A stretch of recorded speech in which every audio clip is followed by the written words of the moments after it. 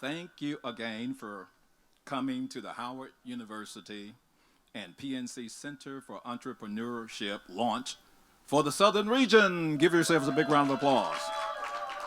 The Clark Atlanta University School of Business alumni, faculty, staff, current students, and the business community and the entrepreneurial ecosystem have all come together to celebrate the launch of this new and innovative network of resources for HBCUs and the Black entrepreneurs. Everybody, entrepreneurs are all over the place. Now, when I'm not doing this, working for CAU, I'm a visual artist. And when I grew up, I didn't realize we had so many entrepreneurs in the community.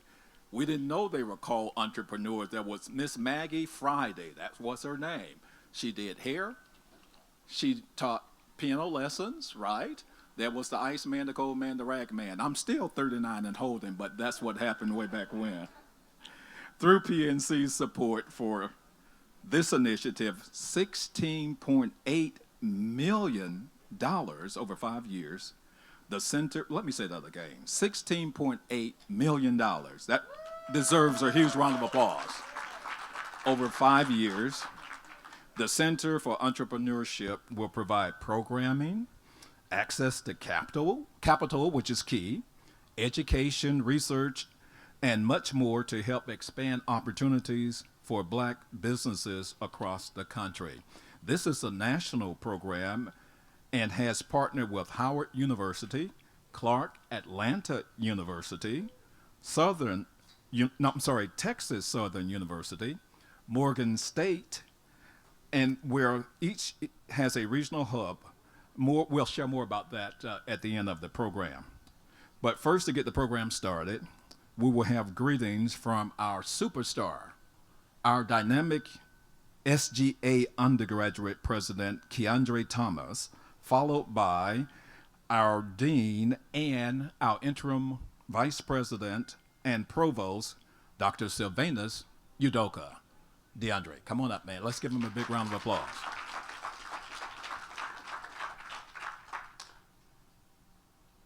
A pleasant good afternoon to all. I am Keandre Thomas, the Student Government Association undergraduate president, and today I bring greetings not only on behalf of myself, but my entire executive board, as well as Destiny Wells, Graduate Student Government Association president, and Mr. and Miss CAU, Larry Wells Jr. and Miss Nyla Ray Williams. It is truly a pleasure to be here today, not only because the program is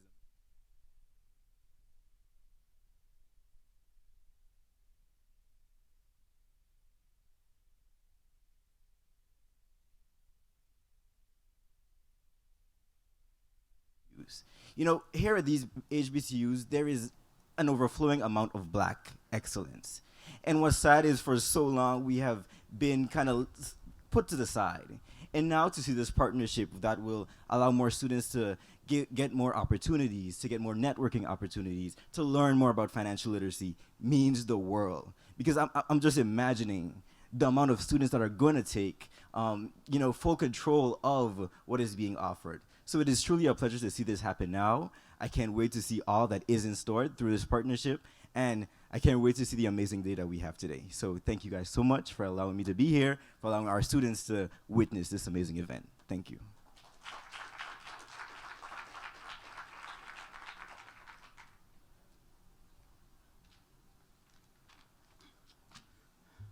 Good afternoon, everyone. Let me just take this opportunity to welcome all of you to Clark Atlanta University. On behalf of our president, Dr. George T. French Jr., who is the 5th president of Clark Atlanta University, it is fitting that you should gather here. And we'll talk a lot about this in the course of the day, because this university has been at the forefront of educating Black Americans for the longest period. See, this event rolls out a unique partnership. PNC Bank,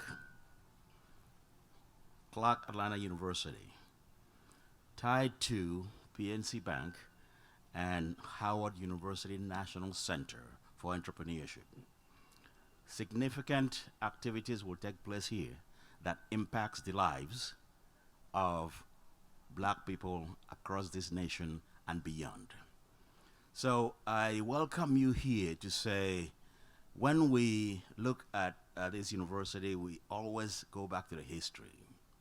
The establishment of Atlanta University, 1865. Establishment of Clark University's, later Clark University, 1869. I always want to bring people to the time in history. And when you look at 1865, it's not quite 3 years since emancipation. For these previously enslaved people to have the presence of mind to establish a university that quickly, it tells you what they were thinking about for a very long time. And when the opportunity presented itself, they did what they intended to do, which was to begin to grow, to build this groundwork for us to be here today. So it is significant that early on, a university was established that still stands, that still educates black and brown people, that still looks forward to generational wealth for our people. And that is really what this is about, is to have an opportunity to provide education, to provide leadership, to grow the tent so that we have sustained wealth in our communities. So I've said more than I should say, but welcome. It's going to be a very exciting day. I look forward to engaging with you throughout the day today. Thank you.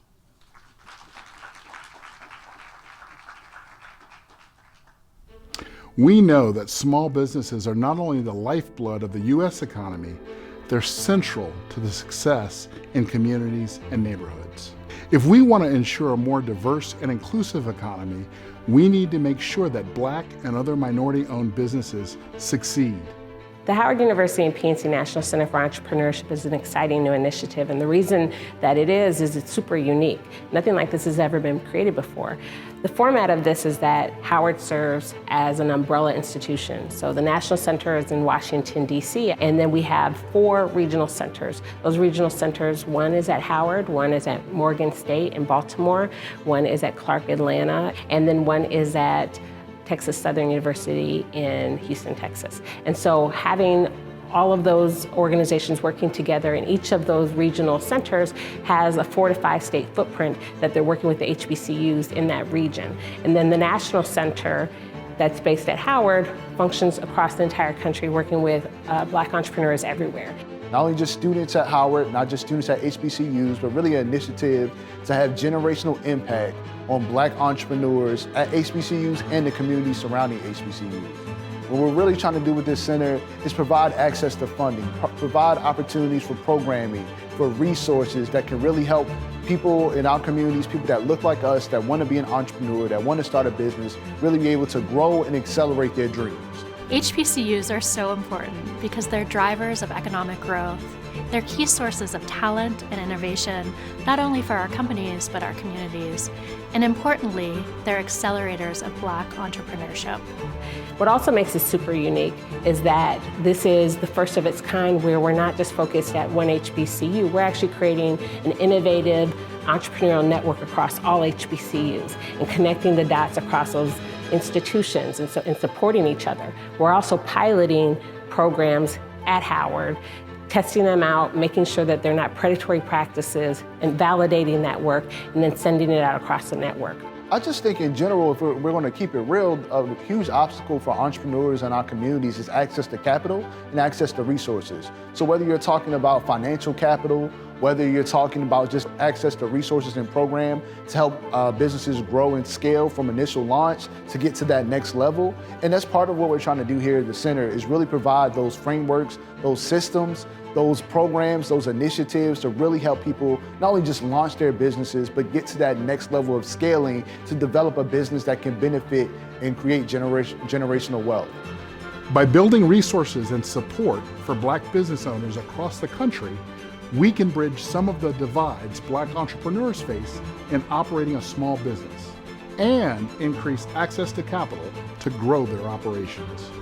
Additionally, the thing that oftentimes confuses people is that they think that entrepreneurship lives within schools of business. And that's just not true. Entrepreneurship and innovation can come from anywhere. And so we're an interdisciplinary, multi-generational organization. We work with everyone from families to students to faculty and staff and alumni, Black entrepreneurs everywhere, no matter what age you are. By partnering with Howard University and the regional hubs at Morgan State, Clark Atlanta, and Texas Southern University, we know we can further empower and support Black entrepreneurship, which will in turn build up our economy and our communities. What success looks like for us is we start seeing a resurgence of Black business corridors. We start seeing businesses that are thriving and scaling. We start seeing more Black billionaires. When we start seeing families that are being able to pass their businesses on and creating generational wealth, that's when we know that we've like made some real impact. When we start seeing Black communities thriving and not just surviving, then we've really done our job.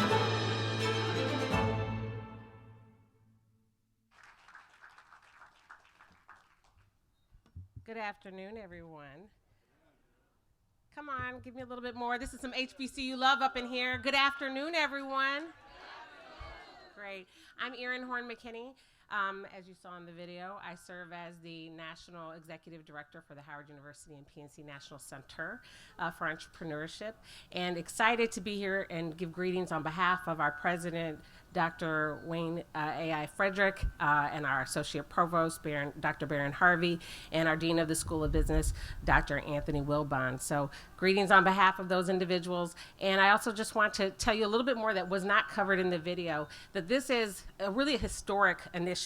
And I hope you got that from that video. What we're doing is something, as I said in the video, has not been done before, which is creating this entrepreneurial network across not just HBCUs, but across the country, and in support of Black entrepreneurs, no matter how young or mature you are, no matter what industry you are.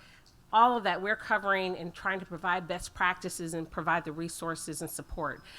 This initiative falls around 5 strategic pillars. That includes research, resources, as well as programs, access to capital, curriculum, and education. So those are our 5 areas. Later, at the end of our closing, I will talk about some exciting announcements that we have. We have given away a considerable amount of funding in the last 2 weeks to support HBCUs who are building entrepreneurial programs at their schools, as well as supporting the faculty that are doing research around Black entrepreneurship as well. And we have an exciting announcement for student HBCU entrepreneurs that I'll announce at the end of the program. But I don't want to be between you and our fireside chat that we're going to have, but please stay for these announcements because there's some really important stuff that's coming up that I want to share. But I'm excited to be here. A culmination of, I just joined last year, but the individuals that have been working on this, many from Clark Atlanta, have been working on this during COVID for almost a total of 2 to 3 years. So let's just give it up for those individuals who have worked so long and hard to get us to this point. And lastly, I just want to say that we have, this is a national roadshow that we are rolling out just to create some awareness. We started at Howard University last week with T.D. Jakes speaking with myself and President Frederick at Howard. We are then going from Clark later this week to launch at Texas Southern University and close with our announcement of the launch at Morgan State in Baltimore. But I do want to say that, you know, everybody in here has an opportunity to support Black businesses, either as an entrepreneur or be entrepreneurial in the organization that you're in, whether it's With HBCUs, we have the power to start shifting who our supplier diversity in the organization, from the clothes that we wear and making sure that we're supporting Black designers and creatives, and thinking about entrepreneurship doesn't just live, as I mentioned in the video, in the School of Business or with business students. This is about everyone doing their part and using Black dollars to make a difference. So thank you so much, and I'll talk to you at the end of the program. Okay, let's give some more HBCU love to Erin Horn McKinney, the lady in red today. Thank you so much. And now I'm going to bring Dr. Udoka.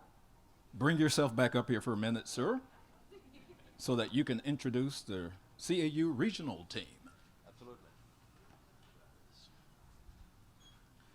Good afternoon again. I am wearing a different hat now. I came in first to welcome you on behalf of the president.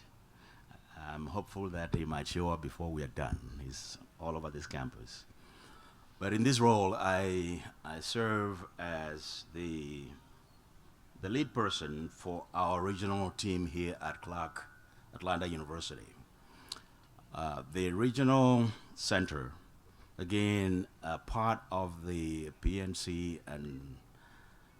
and Howard University Center, is the branches. You see, we have a hub and spoke system. So the hub being at Howard, we are one of the major spokes, and Erin just mentioned the others. So this venture is such a significant endeavor for us here at Clark Atlanta University, and we're thankful to PNC Bank for sponsorship of this event. And the expectation is that for the schools that we cover in this region, and I'll recognize them shortly, we will evangelize the work of entrepreneurship across our region. Before I forget, and I tend to, when you give professors the mic, we talk a lot. That's how we do. So before I forget, let me recognize the team, the local team that have been working so tirelessly to pull this together. Dr. Mesfin Bezune, please step up and take applause. Dr. Bezune is the dean of the School of Business here at Clark Atlanta University. And Camilla Cole, Camilla is the one who makes it all happen. Without her, we are not here. She has pulled all of this together, and she does it beautifully. We extended invitation to schools in our region to attend this event, and although we had a very limited time for them to do so, but I understand we have representation in the house.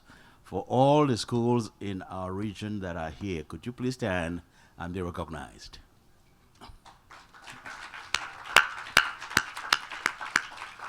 Thank you for coming. So this School of Business have been doing what we do here for a very long time.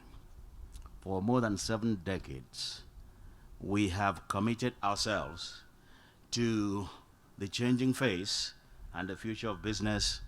And well, we always say from Wall Street to Main Street, we go out of the way to ensure that diverse students are transformed to dynamic business leaders. And this endeavor allows us to accelerate the rate at which we do that. So I am thankful to all of you for being here. I'm thankful to PNC Bank for sponsorship, thankful for Howard University for this forward-looking, putting this initiative together. Again, look forward to this engagement. This is going to be great. This is going to change lives. And that's what we are here about, is to change lives. Thank you all so much.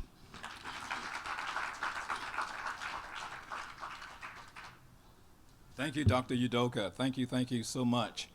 Now what we've all been waiting for, I'm excited for an opportunity to introduce this dynamic individual and speaker. Now, if I read his whole resume, we wouldn't have time for it all. So I'm going to pick some of my favorite highlights. So please allow me to introduce a dynamic individual in the corporate community and a Renaissance man from what I've seen. He serves as the regional president of Georgia for PNC Bank.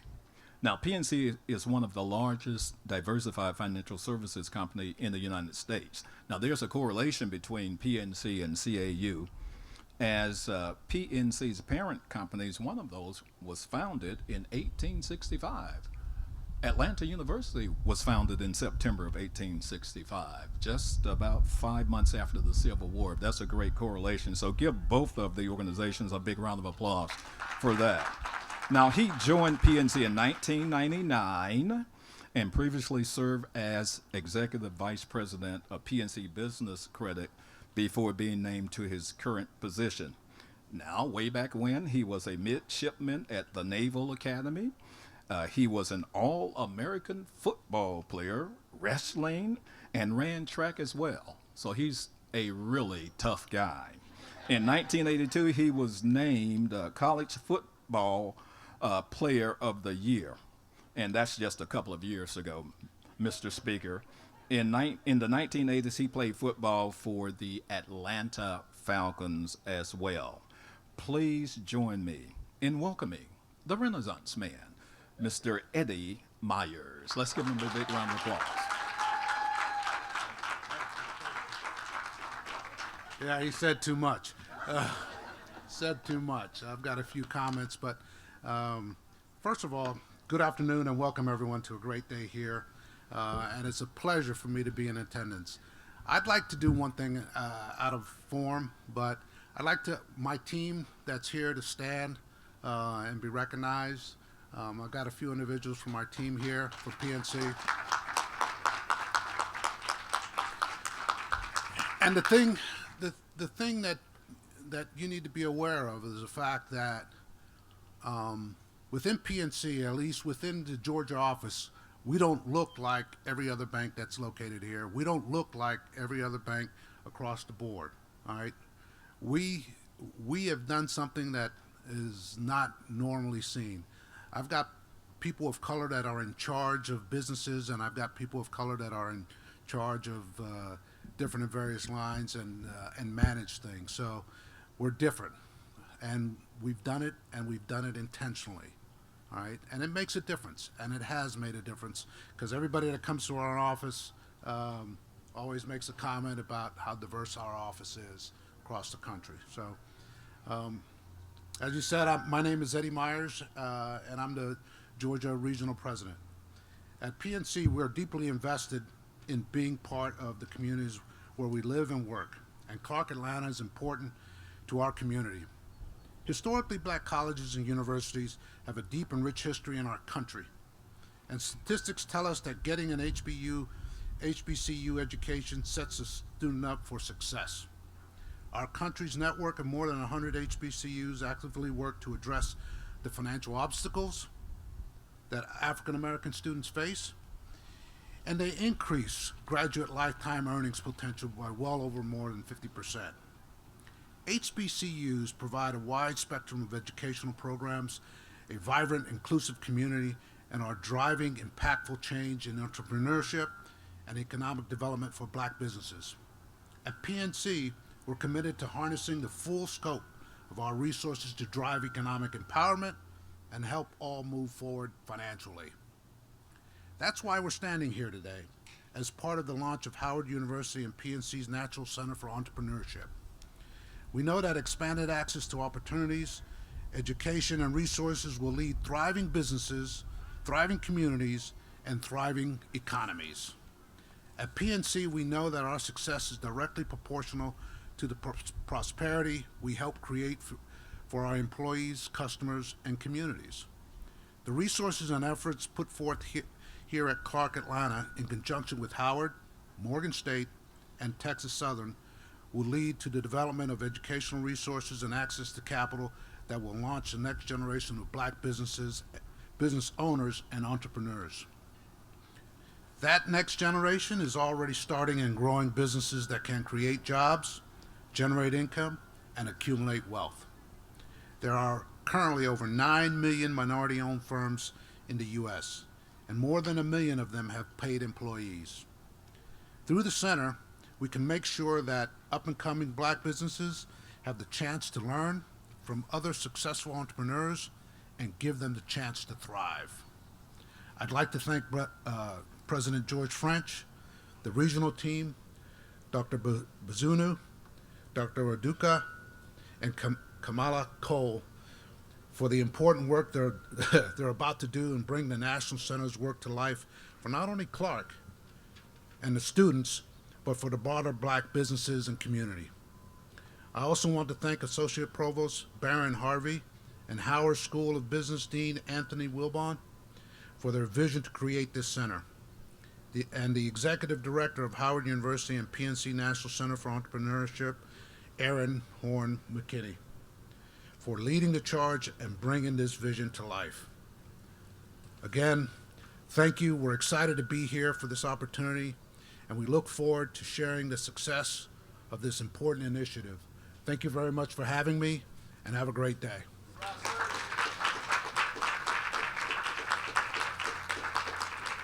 Come on, you can do better than that for a former Atlanta Falcons football player. Thank you, Eddie Myers. Thank you so much. Now, our next speaker is I saw him momentarily, so he should be around. He is definitely a super Renaissance man. As of November 2021, financial literacy, entrepreneurship, and businessman John Hope Bryant has been appointed as the first entrepreneur scholar in residence at CAU School of Business. Where is John Hope Bryant? I saw his head somewhere. Stay there, sir. He is really a superstar and a superman. You should see him when he opens his shirt, because and I don't know how he does it all, but he does a great job. Bryant is founder, chairman, and CEO of Atlanta-based Operation Hope. He has served as a member of the President's Advisory Council on Financial Literacy under President George W. Bush and President Barack Obama.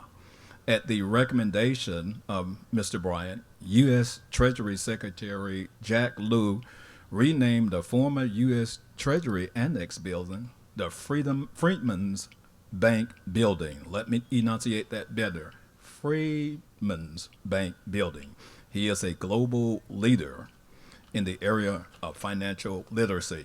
And when I see the name HOPE, for me, it's an acronym, helping others pursue excellence. Ladies and gentlemen, Mr. John Hope Bryant.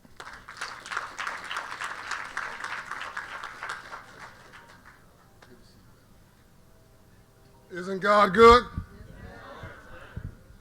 A little louder. Isn't God good? That's what I'm talking about. The Bible suggests be hot or be cold. If you're lukewarm, I'll spat you out. Translation, even God does not like mediocrity. You know, we're sitting in a moment in history right now. But history does not feel historic when you're sitting in it. It just feels like another day. Dr. King walked this campus. Went to parent-teacher night, went to staff meetings, went to the grocery store. Not every day, most days were not celebrated. They certainly were not what we come to know him of today, which is the I Have a Dream speech. A speech that was given over 100 times before the March on Washington. So much so that the famous singer said of the march, "Tell them about the dream, Martin." Translation, can you leave the script and tell us something new? She'd heard it many times before, but he never gave up. I don't think we appreciated him in that moment. We appreciate him now. You're not going to appreciate what's going on right now in this moment. I commend PNC and what you've done. This is important. It's why my friend Bishop T.D. Jakes was with you at Howard. It's why I'm with you here today. Because you got to be a standard bearer, and you got to point to where we're going, not just where we are. I made a pretty bold statement that's sitting in a moment in history. Let me see if I can underscore it for you. Financial literacy is a civil rights issue of this generation. The color's not black or white, or red or blue. It's green. From the time you get up in the morning to the time you go to bed at night. If your day's not about God or love, your day's about money. Can I get an amen? Wasn't a black amen, wasn't a white amen, wasn't a Latino amen, wasn't an Asian amen, it's just amen.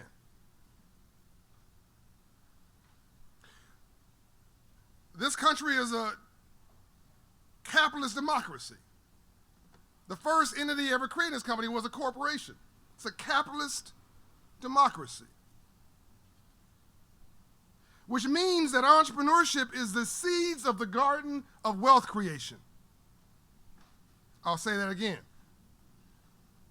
I didn't say entrepreneurship or entrepreneurship and.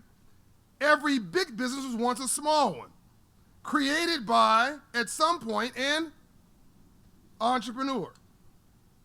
We know about the Ford Foundation. We know about the Ford Motor Company. We don't know about Henry Ford. Maybe you haven't thought about that. An entrepreneur.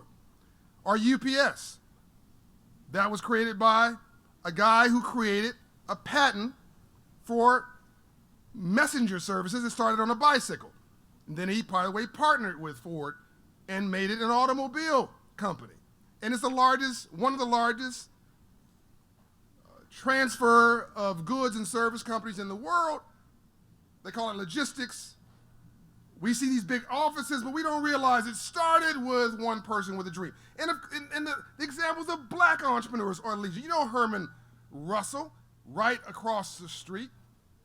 And so many heroes and sheroes that have made this city what it is today, all of them entrepreneurs. But I don't think I've resonated with you enough. So let me try to go a little deeper. First Reconstruction. We're in the third Reconstruction. We're in the third year of the third Reconstruction right now. I just dropped the mic. I better be able to deliver on something as bold as saying this is the third year of the third Reconstruction. So hold me to it. Can you do that? All right. Because I really think that we don't realize how important it is when a bank like PNC stands up something as singular as an entrepreneurship focus, commits resources, time, money, makes it national, and roots it in the black community. Let me step back again. 1865, after the Civil War. What did you get out of that? What did our ancestors get out of that? Because my great-grandfather was a slave, so I'm not talking about some generic concept. R.B. Smith, 1871 in Mississippi, was born into slavery. There was no LinkedIn or Telegram service or Instagram or Twitter or Facebook. There was no messenger service back then. So I understand where I come from. So I'm going to say once again, that was begun for freedom. Second Reconstruction, right here in this campus. Civil rights movement. By the way, this campus in Clark, Atlanta created the first black business school of HBCUs in the entire South, one of the first HBCUs in the entire country, and the first one to give women dormitories in the early ages of its evolution. Always been ahead of the curve, ahead of the curve now. Back to the story. Second Reconstruction in the 1960s. Access to facilities, access to a ballot box, access to jobs. Access really gave access to the middle class, those who cash checks but don't write them. Are you with me so far? We're in the third Reconstruction right now, started after George Floyd's murder. It'll go from 2020 to 2030. That's about opportunity for all. The color's not black or white or red or blue. Like I said, the colors. The work is not in the streets now, it's in the suites. It's not so much civil rights, that's important. It's also silver rights. Am I talking to myself or are you tracking along with me here? I'm trying to give you a narrative to get you to understand why it's important for you to ground yourself in this moment, because it's never going to happen again. take you back to when we tried it one time. One time. March 3rd, 1865, Abraham Lincoln created a bank called the Freedmen's Bank. You may not have heard the story. I won't bore you with the details. You can do research. You're all rooted in research. You're all educated people. Chartered a bank to teach freed slaves about money. Financial literacy, 1865. By the way, just so you know this is not an accident, January 1865, 40 acres. It's called Field Action 15. We don't have time for the whole story. That was January. February, we worked that land so hard, they said, give them a mule. Come on, did that go over your head? Help me out. 40 acres and a mule. January 1865, February 1865, March 1865, the third month of 1865, comes a bank chartered by Lincoln to teach freed slaves about money, to domicile our savings, to give us access to capital, and then Lincoln was killed April 1865. Who ran the bank? This will tell you a lot about its importance.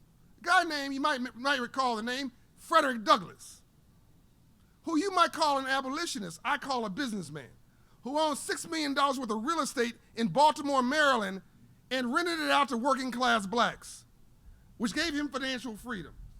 Are you with me so far? How could Dr. King be so free to get a PhD with no income? Because his father served on the board of a bank, Citizens Trust Bank, here in Atlanta for 40 years, and was in business on Monday when he preached on Sunday. Because his grandfather, A.D. Smith, I believe it was A.D. Williams, A.D. owned all that real estate around the King Center, which is why they own the King Center today. They had financial freedom. It's a backstory of all of our story, but we have never understood that story because we're never taught about free enterprise, capitalism, economics, and opportunity. The most we've been told about is how to spend it, not how to make it. And let me tell you something. You don't think financial literacy is important? Making money is different from cash flow, and cash flow is different from profit. And cash flow, making money, and making a profit is night and day from building wealth. You build wealth in your sleep. I think I'm talking to myself. I'm trying to underscore how important and why you all have to be acolytes and prophets for this new ministry, because it's almost everything. I'll say it a different way. Nothing changes your life more than God or love than moving your credit score 120 points. When you guys go to the club tonight or Friday night or whenever you guys go to the club, ladies, you meet the guy, oh, he's handsome. Guys, you meet the girl, oh, she's pretty. Then you ask, after you ask what's the name, what's your credit score? And I'm only partially kidding, because a family is more than a romance. It's also a business alliance. If you're not better together, what are you doing? You build wealth in your sleep. 41% of black people own a home. The number one way to build wealth is home ownership. What are we doing? You build wealth in your sleep. Now, somebody's sitting here saying, why is this guy giving me a speech if he's not done it himself? Well, I have. We don't have time for this. I think we're going to go to it a little bit of it in the Q&A. But let me drop the mic on this so we can clear the decks on any misunderstanding. I was raised in Compton, California, South Central Los Angeles. My mom and dad divorced over money when I was 5 years old. Domestic abuse. I saw it. I made a phone call to the police about it. Number one cause of divorce. Number one cause of domestic abuse. Number one cause for heart attacks is stress. Number one cause of stress. It's all around it. We just don't talk about it. My family owned a gas station, an 8-unit apartment building. We were $6 million today in LA. Our own home, a cement contracting business, a nursery business. We lost it all because we could make it but couldn't keep it, because my dad's confused cash flow with profit. The more money we made, the broker we got. Because we did not have a banker. And my dad wouldn't listen to my mother, who was a good saver. He was a good maker, she was a good saver. They didn't operate as a partnership. And the Bible says a house divided cannot. So they lost it all. Lost all of our generational wealth. That property, that one home, would be worth $6 million a day. That 8-unit apartment, gone. We bought it for $18,000. All you do, real estate has never gone down in the history of America. 3 things that have never gone backwards: real estate value, stock market value, and GDP of America. Then people say, what do black people do when we're financially illiterate? Market goes up, we buy on the high, we sell on the dip. Economy goes back south, oh no, we gotta sell it. You gotta live somewhere. Hold on to it, because here's what's gonna happen. It's gonna go up, it's gonna dip, and it's gonna correct above the line. Let me tell you how I know this, and we're going to do my story in the conversation. But today, not only am I the founder of Operation Hope, which is the largest financial literacy organization for our people in America, 250 offices, 46 states, 4 million clients, $4 billion of capital invested in our neighborhoods, raising credit scores 54 points in 6 months, 120 points in 24 months, increasing savings by $500 to $1,500 in a year, reducing debt by $3,500 for somebody who makes $48,000 a year. Those 3 things makes you bankable. Did I do that too fast? Half of all black people have a credit score below 620. Let me slow that down and say it again. I didn't hit you like I think it should. I didn't say poor people. Half of all black people in America have a credit score below 620, which means all of your other problems aside, you're locked out of the free enterprise system. Half of us cannot get a good mortgage or a decent car loan. It don't count if you go to Boo Boo and Pookie's car service, car lot, and get a Mercedes with an 18% interest rate, because that's Mercedes payments. Mercedes this payments. Y'all a hard audience. You can't get a small business loan to become a small business owner, which is different than being an entrepreneur, but it's in the same universe, because they requires a 700 credit score. It's risky credit. These are not ancillary issues. They are absolutely necessary issues, because all of our riots are in a 500 credit score neighborhood. All of our problems are in a 500 credit score neighborhood. You drive through our neighborhood and it's below 650 credit score, here's what you see. A check casher next to a payday loan lender, next to a rent-to-own store, next to a liquor store, next to a pawn shop, next to a title lender store, and a church down the street trying to make sure you don't go cray-cray once a week. Am I saying an untruth? By the way, that's not Atlanta, that's nationwide. It's a business plan. And by the way, don't let anybody's picking on you. Poor whites have this same set of businesses in their neighborhood. So here's what I did about it. You heard about the nonprofit, $50 million a year budget. PNC is one of our partners. I'm proud to have them. What you didn't hear about is in my spare time, using what you're being talked about here today, what they're going to teach here today, what they're inspiring folks to do today. This same business plan, in my spare time, I started a company in 2017 called the Promise Homes Company, which now has $170 million worth of real estate.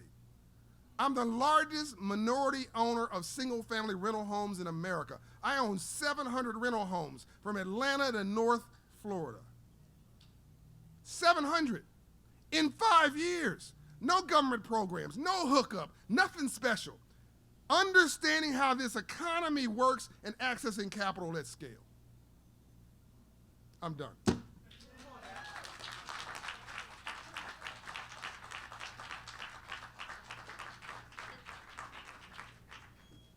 Dr. Udoka, I was going to ask everyone to give a big round of applause. He covered a lot of territory. So remember earlier I said hope for me meant helping others pursue excellence, but now hope means helping others pursue entrepreneurship. So Dr. Udoka, take it over.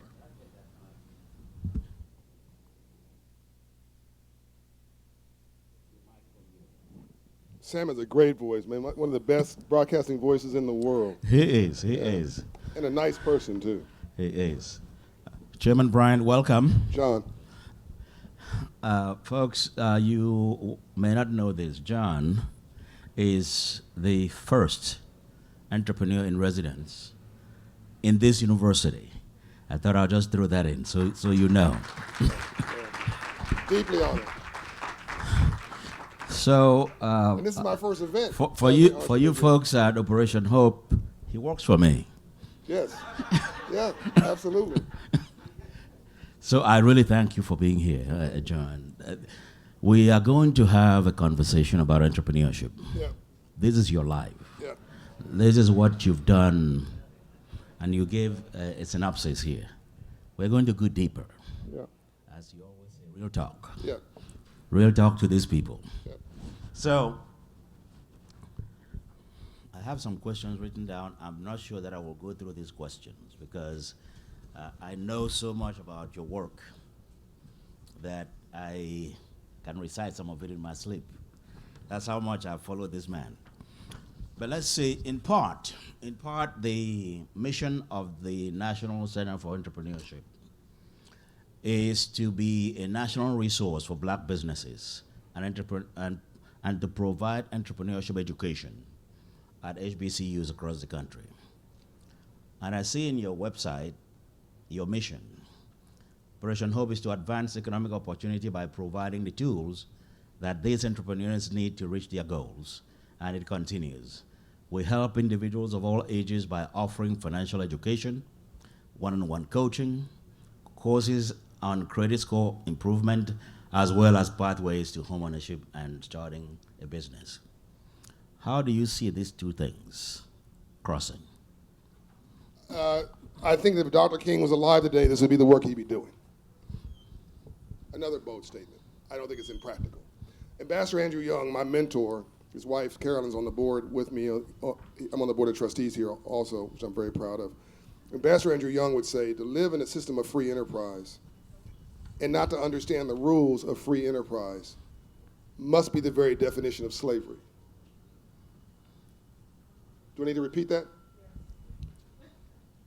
To live in a system of free enterprise and not to understand the rules of free enterprise must be the very definition of modern slavery.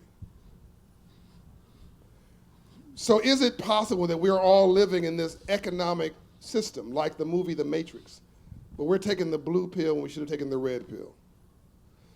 So the Freedmen's Bank story we talked about, their mission was to teach us about free enterprise, and then Lincoln was killed. The bank was closed in 1871. Reconstruction, as you know, ended. So it's not like we got the memo and we screwed it up. The reason this is so important is the bank is helping, along with others in this nation, are helping to deliver the memo on free enterprise economics, opportunity, and capitalism in the modern age. The how-to. Where the rules are published and the playing field is level, African Americans excel. The arts. Keep me honest here. Mm-hmm. Professional sports. Public office. If I missed one? Those three areas, we've absolutely dominated. Go back to professional sports for a minute. We so dominate that area because we understand how to excel, we've extended into places where we don't normally show up. Help me out. Tennis, hockey, swimming, golf, F1 racing. It's facts. Swimming was said. Where the rules are published and the playing field is level, we excel. Which means if we ever got the memo on how free enterprise, capitalism, economics, and ownership and wealth creation also happens, and we prioritize that as we prioritize, say, hip hop or rap. I was with T.I. 2 days ago, just talked to Killer Mike yesterday, was with T.I. 2 days ago as he was on his way to do a show in Hawaii. T.I., I admire T.I. and Killer Mike's music. Quavo is also a friend of mine. I admire their music, but they also want to be they all want to be businessmen. They're talking to me because they want to be mentored in entrepreneurship. We're buying their music, but really they understand it's the music business. It's the business of music. Quincy Jones said to me, Udoka, he said, if you think you're in the music business and you don't own music rights, publishing rights, or some kind of licensing rights, you're actually not in the music business. You're a temporary performer. So you can make money as a ball player, but unless you own a piece of the team, you might be temporarily rich, but you're not wealthy. And when that 3 or 5 year contract ends, and if you have not been financially literate, if your outflow exceeds your inflow, your overhead will be your downfall, you'll be not to be broke, you'll be broke. Because now you have a debt level and a expectation of a living style that is not sustainable without the income to replace it, to sustain it. This is simple math. You know, I love math that doesn't have an opinion. That's right. So I think this is everything. Beyond, God and love. After that, this is everything. Yes. And the reason I believe we have not succeeded and we have so many problems in our neighborhoods and communities is we have not prioritized the thing that PNC has put on the table, and I'll say PNC and others because since George Floyd's murder, and I told you this moment won't come again. That was not hyperbole. I love data. Since George Floyd's murder, PNC and other corporations committed $62 billion to social justice through an economic lens, but you've got to be able to access the money and the programs that are being provided, otherwise it's a press release. And by the way, it's going away. I think you got 3 more years, and then it's going to coast out to 2030. You guys correct me if you think I'm wrong, and then it's over. And it's not coming back. There's never been anybody in the history of the world who committed $62 billion to black people. That's right. Of private money. Am I talking to myself? Like, this is so obvious, my friend Stevie Wonder can see it. He won't mind me saying that, he jokes himself. I'm just saying we've got to start being real about the moment. There's not a moment to waste.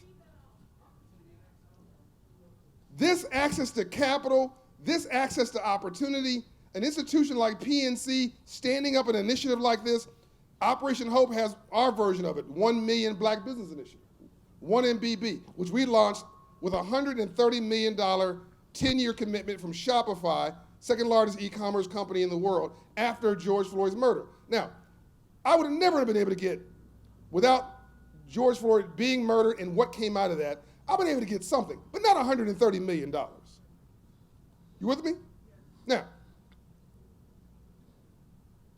most people say 1 million black businesses or whatever they have, it's almost like a branding thing, but they don't really mean it. I knew this was never coming again. So we leaned everything we had against this initiative. 2 years into this, it's only been 2 years. I want smart people here. Now, we're a very small organization, a few hundred people. Dean, I can't call you Dean anymore. Yes. You had a promotion. Somebody just say, we've had a goal of 1 million black businesses, okay? No advertising budget, no big corporation, we're just us. There's only 3 million black businesses in America, just to be clear. The regional president mentioned there are 9 million minority businesses, 3 million black businesses. Okay, how many businesses have we created with 1MBB in 2 years? Say something reasonable. You're not gonna embarrass me if it's a small number. 45 businesses? Okay. I mean, 1 would be great, right? So 45. Right. Anybody else? 30? What'd you say? 30? Anybody else want to give it a shot? 100, 400, 1,000. It's really crazy, right? 1,000. But 400. Oh, you must be out your mind. Hold on. 230,000 black businesses. 2 years. Don't tell me what we cannot do when we focus with a business plan and treat it as if our life depends on it. So these businesses and these banks backing these initiatives, they're not just doing this because it feels John, good. Let me interrupt you. Yeah, go ahead. Because this is one of the questions I have about, go deep, about this 1 million black businesses. Yep. As you know, we were the first collegiate partner. 1,000 black businesses at Clark Atlanta University, number one. And I want you to go deeper to let these people know what this means. There's so much that one MBB provides that folks don't even know. So tell them a bit more about it. First of all, we need to understand that 96% of all black businesses don't have an employee. The 3.1 million black businesses I talked to you about, that's why this is so important. 96% of all black businesses have 0 employees. How did I tell you build wealth? You build wealth in your sleep. It's compounding, whether it's stocks, bonds, investment, dividend income, real estate value, appreciation, or employees and technology allowing you to codify a business that creates compounding revenue and income and wealth creation. PNC can't bank you if they can't build you. So we recognize this was a problem. We recognize that if most of our people are running sole proprietorships, that the credit score of the individual is going to dictate the quality of the progress of the business. So we obsessed about getting your credit score up to 700 so that you can access credit and get a line of credit or credit cards or term loans from PNC and other banks. So they can, once you're 700, 750, you're not black anymore, you're green. Because you can go to your computer at midnight, don't have to talk to anybody, type in something into the website, and it just says approved. There's no opinion.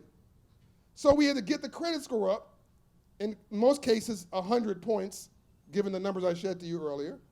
We had to get the debt level down, the savings level up so your ratios worked. Right. We then had to help you with a business plan because there's a difference between business and busyness. We're great hustlers. Yes, we are.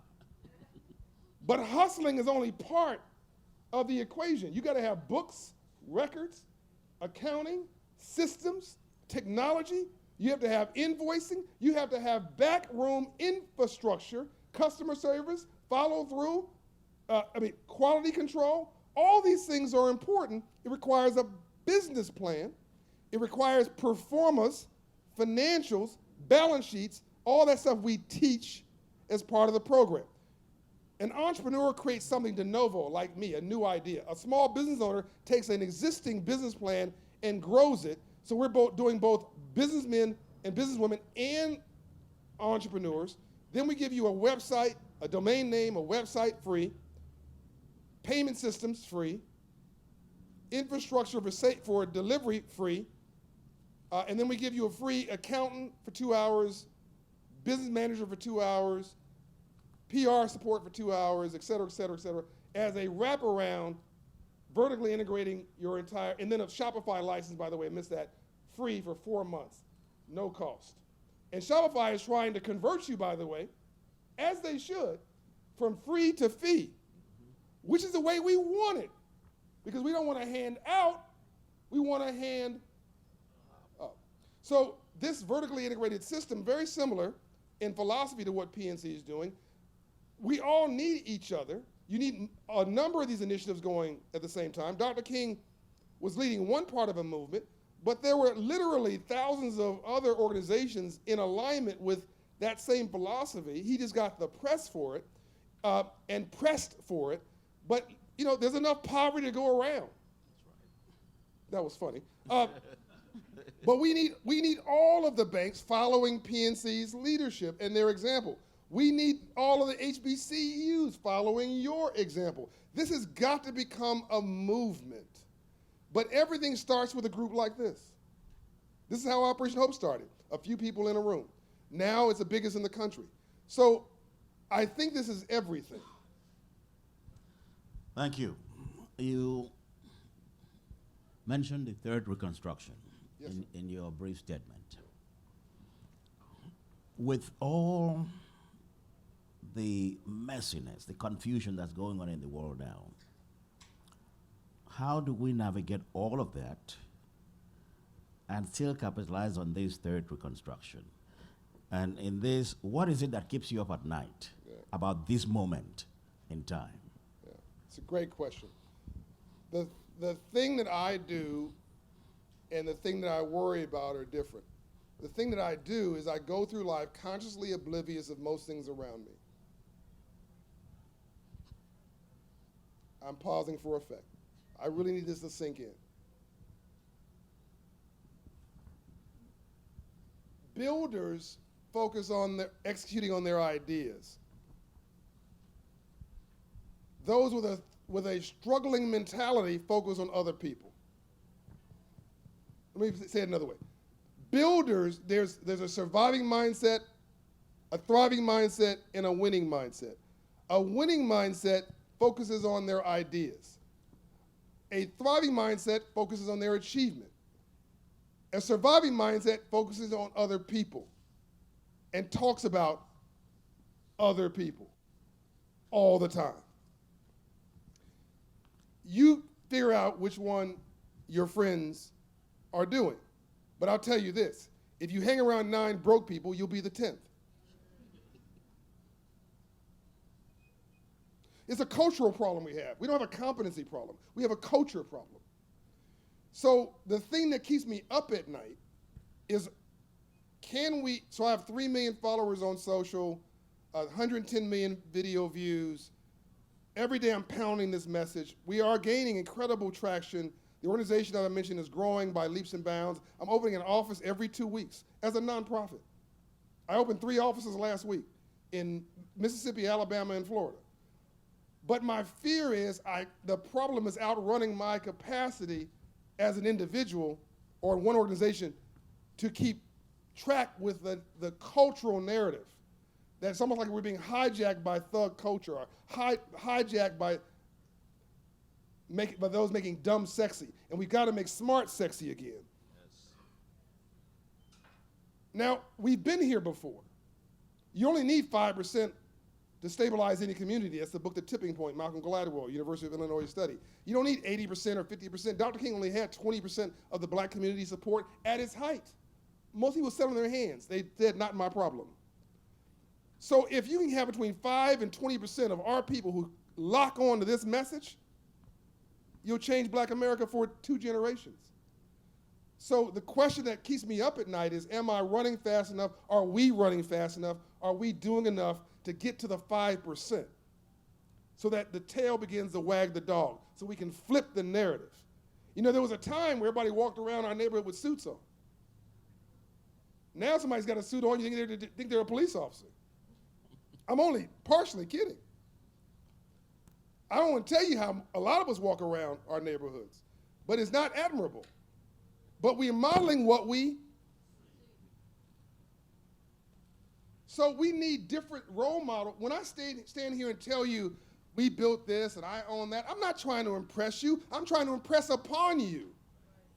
I'm trying to give you and everybody listening to this a different set of role models that has achieved in your lifetime, up from nothing, so that you can role model that and go and get your capital from PNC Bank.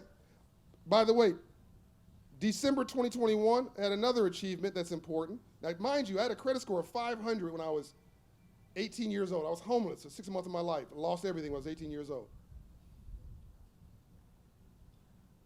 December 2021, I signed the loan documents for a $200 million credit facility. Non-recourse, you know what that means? Non-recourse debt means it's not guaranteed by me. So you can take the company, you can't come after my personal assets. A personal mortgage is recourse debt. But this was $200 million of non-recourse debt based on my credibility in business. That's what I want for everybody. That's freedom. Do you get that? Yes. Thank you. You mentioned opening 3 new offices. Last week. Just last week. Yeah, I listened to you on podcasts, listen to you on LinkedIn, and I just wrote down on this one podcast, you spoke about the importance of rest and balance in your life. Entrepreneurs are notorious for not doing that well. What are your daily habits? What are your habits? How do you achieve that with the kind of schedule you keep? So I get up in the morning. First of all, 6 hours of sleep. I have to get 6 hours of sleep. If I get 8 hours, I actually will want to sleep all day. If I get 4 hours, I'm cranky. But 6 hours is perfect for me. I get up in the morning. The first thing I do is stretch. Second thing I do is do a 15-minute workout before I look at my phone. Because if you look at your phone, you're done. You get drug into the urgent will crowd out the important in your life. Please write that down.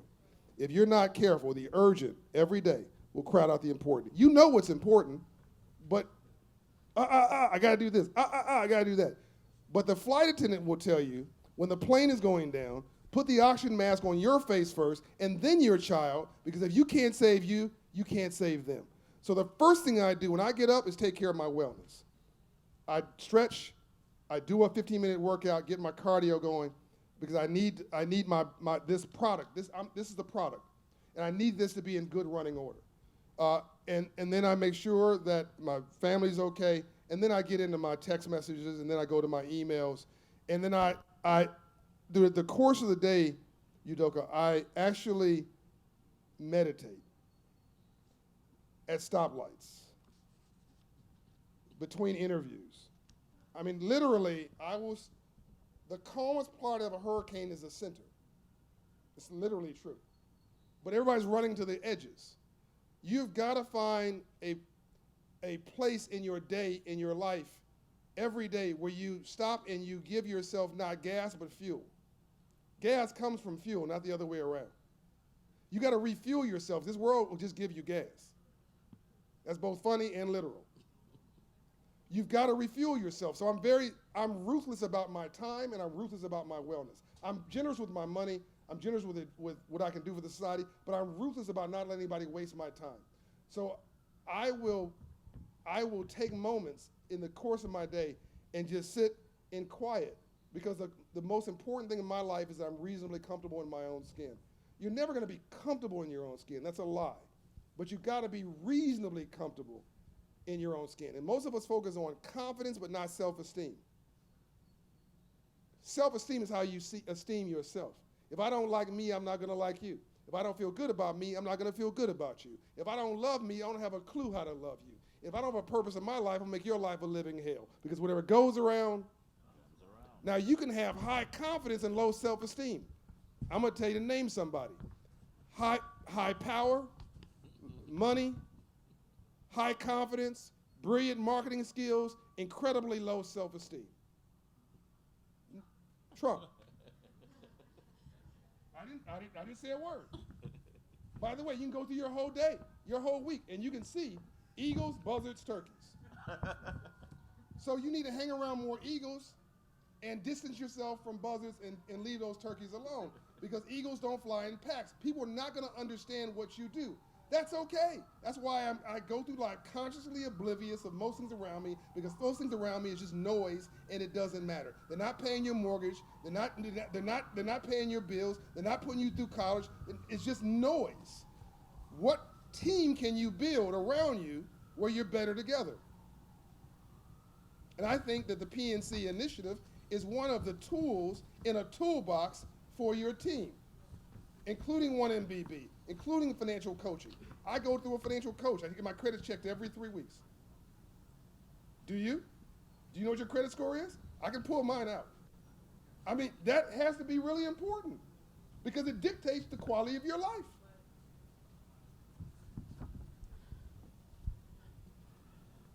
one of the things we try to do in this initiative is to educate young people,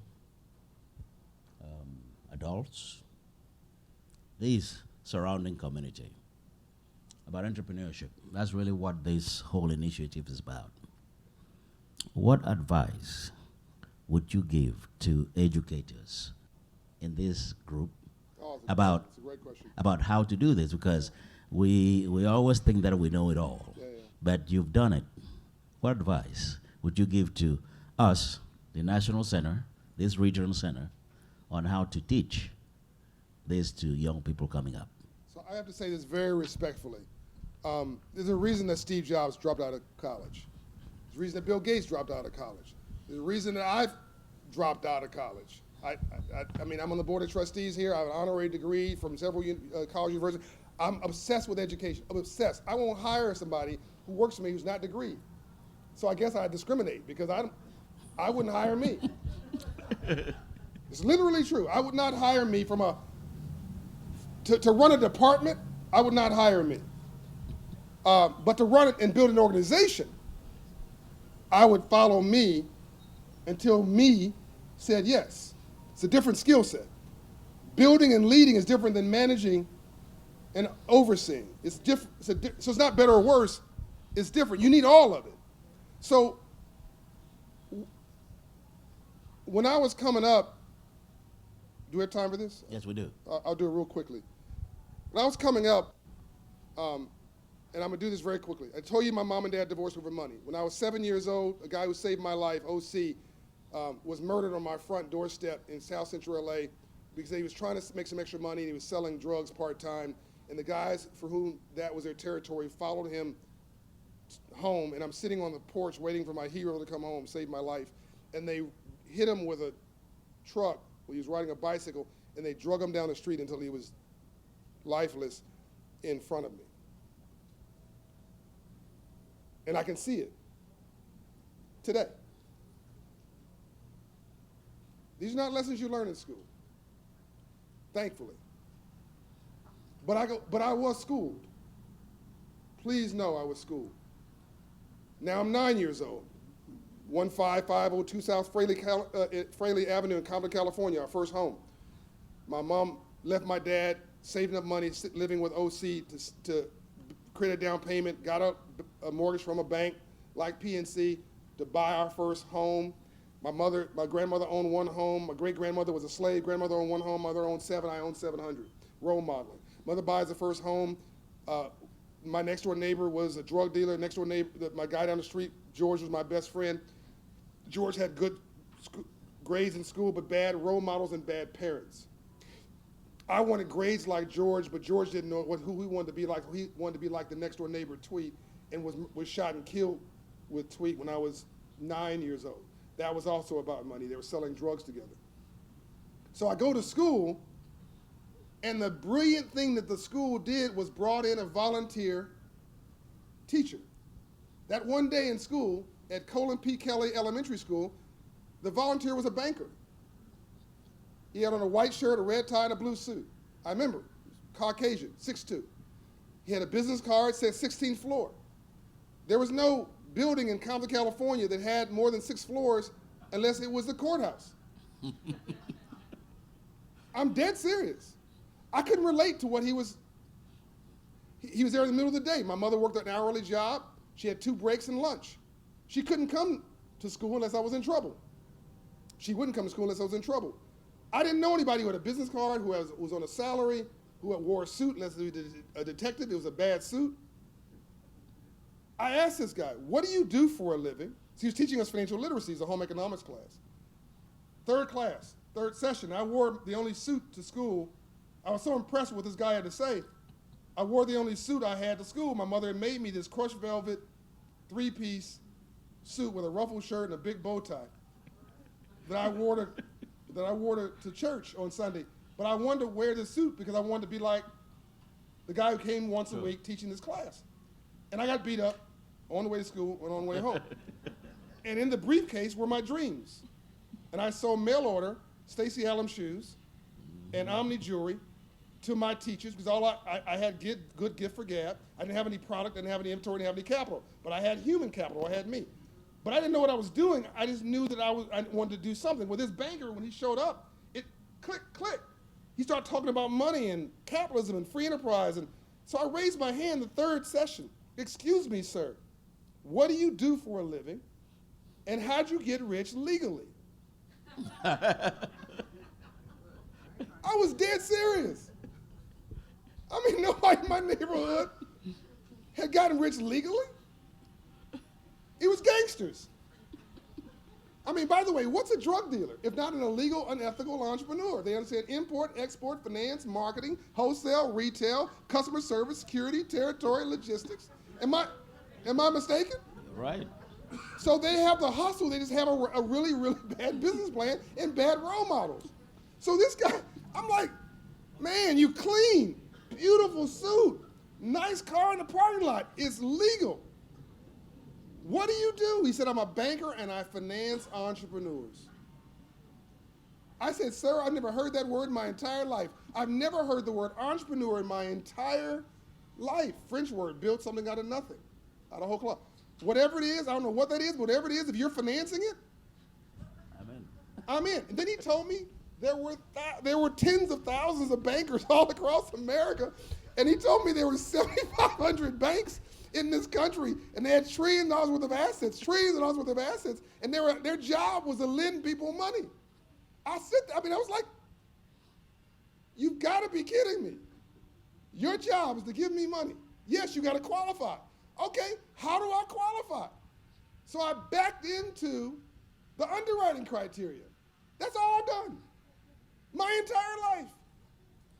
And that set me on a course to be who I am today. So I would say it's what you don't know that you don't know that's killing you, but you think you know.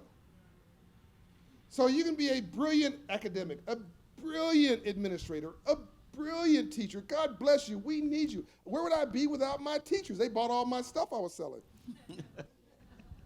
But the teacher had to realize that when they start talking about entrepreneurship or business creation, they were beyond their skis. They cashed a check. They didn't write it. That's not a criticism. It's an is. So they had to go to somebody who was an expert in writing checks and building organizations to come in to have the credibility to speak to me. So I would encourage you to tap all of these incredible leaders in Atlanta who are already here. This is the 10th largest economy in the U.S., Atlanta.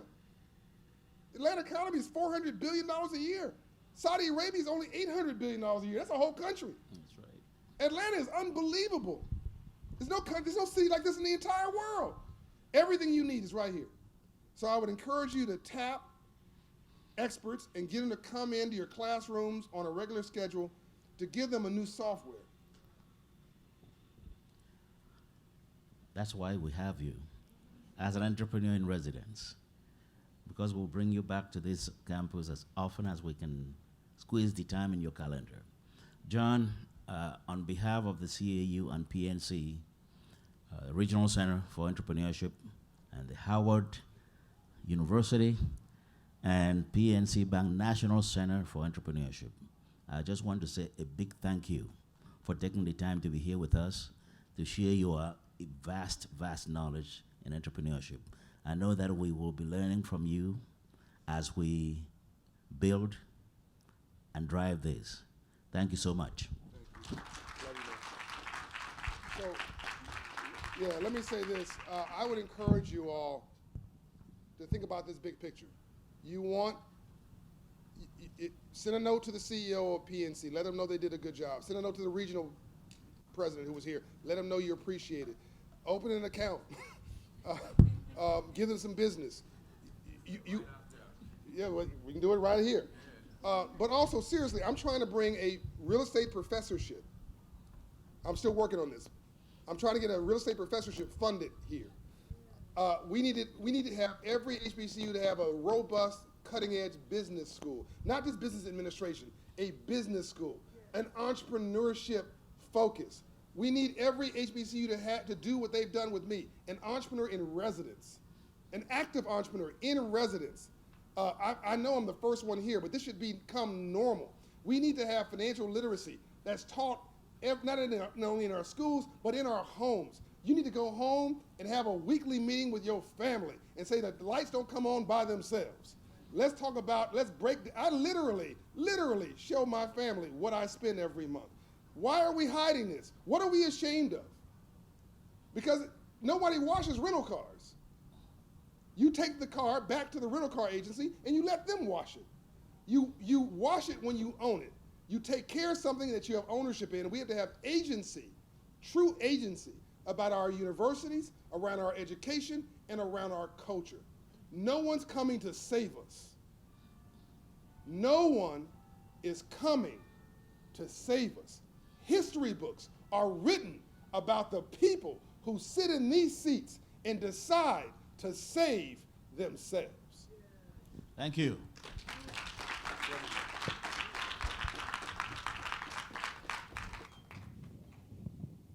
Thank you. Am I hot? Am I hot? Let's give Dr. Savannah Udoka a big round of applause. And let's give John, helping others pursue entrepreneurship, helping others pursue excellence, Brian, another big round of applause. Let's give him. Now, John, I have some takeaways. The urgent will crowd out your life, all right? Remember that. Sleep is important. You're cranky at 4 hours, ideal at 6, and sleepy at 8. So be careful. Hang out with eagles and kick the turkeys and the buzzards to the curb. I said prioritize your priorities. And my saying when I walk the belt line at the end, I always say there's no substitute for wealth but great health. Life is about motion, so let's keep it moving. Let's keep it moving. And now to close out this portion of the program, let's bring back up the lady in red, Erin McKinney. She's going to come on the stage. Stay right there.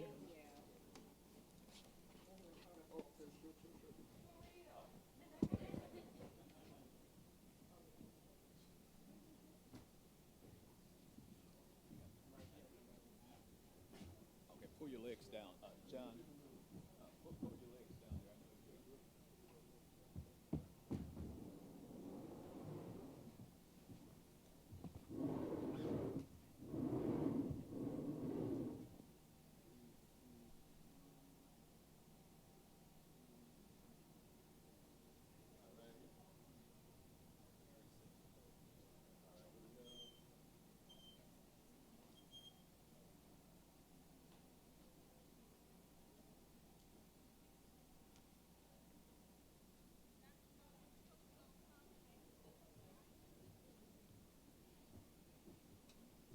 While they're having their brief dialogue on stage, thank everyone for coming. And shortly, you will have an opportunity to partake of the 360 photo booth, which is on this side, the mobile banking bus located on the promenade. And thank all of you for visiting and taking your time to share in this great initiative on the campus of the Clark Atlanta University. Dr. Udoka, do you have anything else to share? Yes, okay, go ahead. Okay, all right. I don't have closing remarks because that is reserved for the National Executive Director. I just want to take a moment. I mentioned before we have invited a lot of people to come, and I just want to quickly acknowledge the following PNC Bank. Thank you so much for being here. Thank you for sponsorship. The Blackstone Launchpad, the ABCD Company, Howard University, and the National Center for Entrepreneurship for being here, the Clark Atlanta University Business School faculty and staff, university events here at the university, Sodexo for providing the food, our public safety, Operation Hope, and DJ La Bonita. Is she still here? And of course, we have special guests. Is Nicholas here? Broken? No. Okay. No, very good. We have Mr. Courtney Smith, brought a whole A whole bunch of people here. Introduce your team. Good.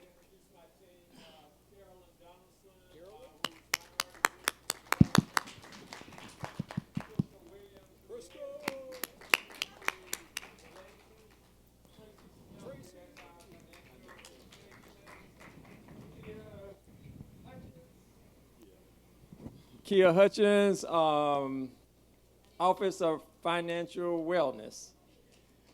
Noel, Treasury Management. Fazai, who's Public Finance. And I just met my new colleague, Monica.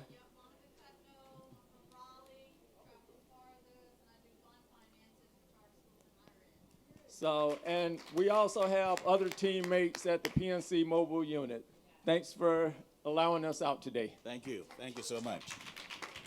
And I just want to equally recognize the schools in our region that may still be in the house.